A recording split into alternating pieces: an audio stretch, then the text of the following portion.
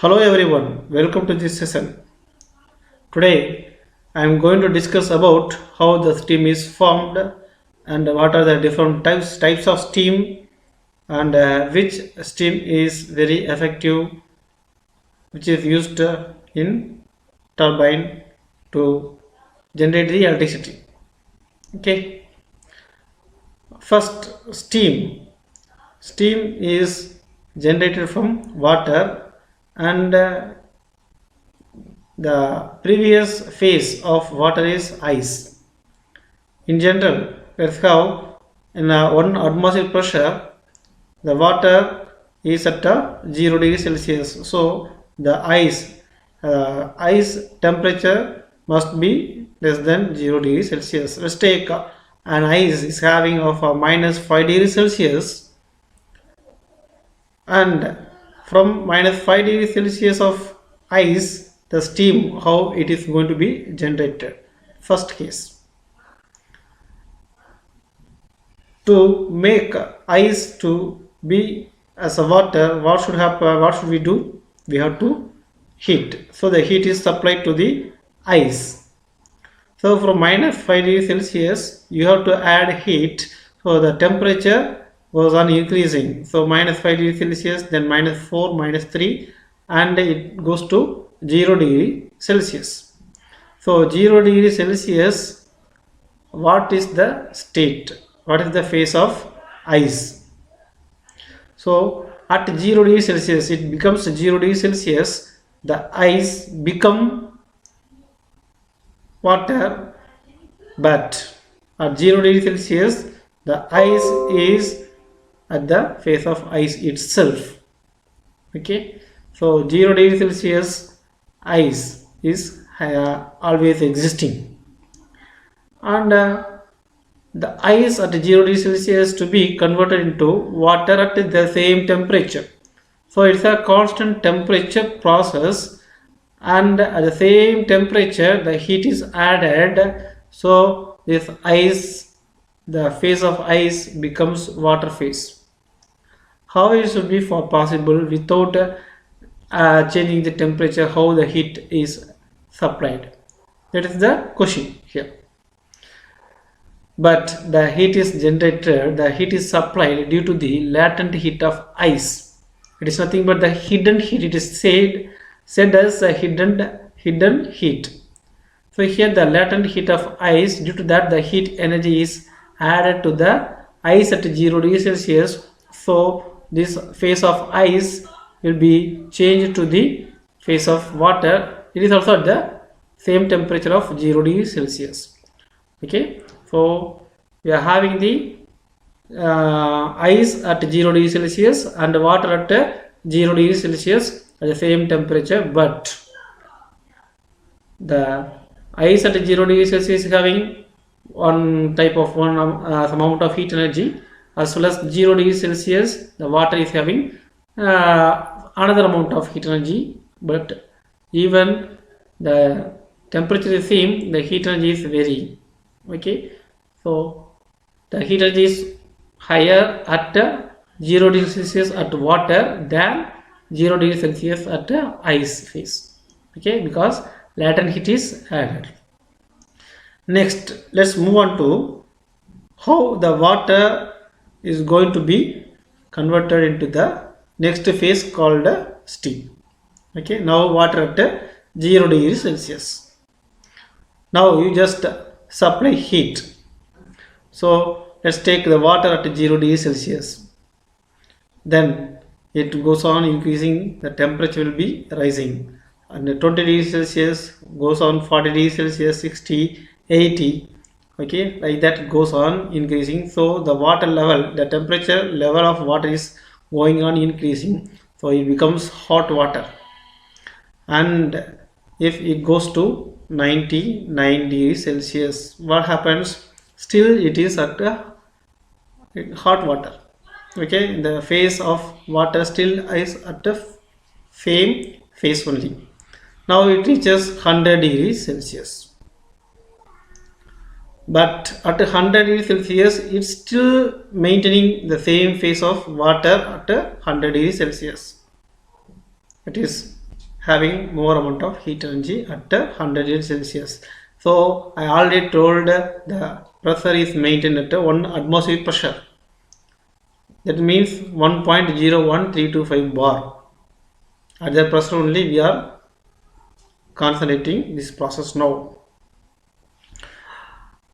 But we know that at 1 atmospheric pressure, 100 degrees Celsius is the boiling point of water. At boiling point, the water tends to boil. What happens? The water tends to evaporate. That is, boiling will happen. So the water particles will be changing the phase to vapor phase, and the water to vapor phase also be done at a constant temperature only. It means at 100 degrees Celsius the water is still water, and it goes on increasing the heat energy, but the water becomes boiling and tends to have steam. Okay, but this process, water to steam up to dry steam, okay, in between you are having wet steam and dry steam. So water to this steam formation will be done at a constant temperature. Let's take at 100 degrees Celsius water, and at the same 100 degrees Celsius it becomes steam or vapor phase. Okay, up to wet steam, then dry steam. Okay, so this will happen at a constant temperature. After that, okay, after that it becomes dry. Then you have to increase, you have to supply the heat. The heat energy will be going on increasing, but at the same time from dry steam the heat energy will be going on increasing, but at the same time the temperature of the steam will be also increasing.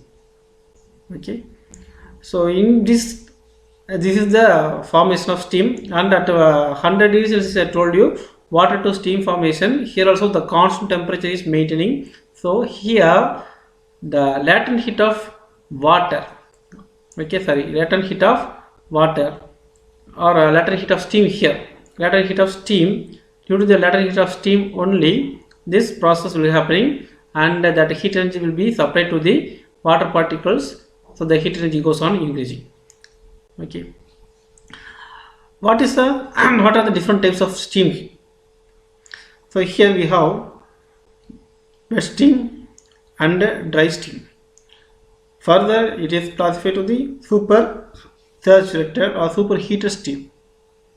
What is a wet steam?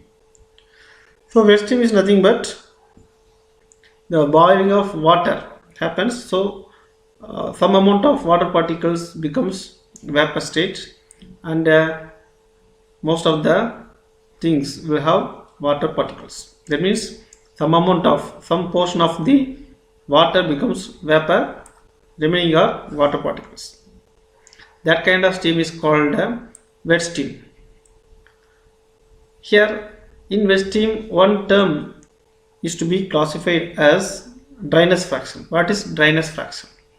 So dryness fraction is nothing but it is how much amount of dry steam is generated to the total wet steam.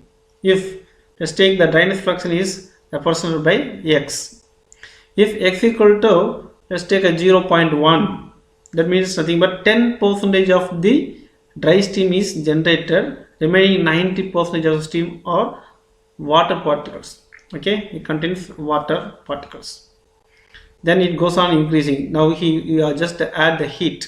That means due to the latent heat of steam, this x value goes on increasing from 10% to 20%, 30%, 40%, 50%. If x is going on increasing, if it reaches 100%, that is x equal to 1, what happens?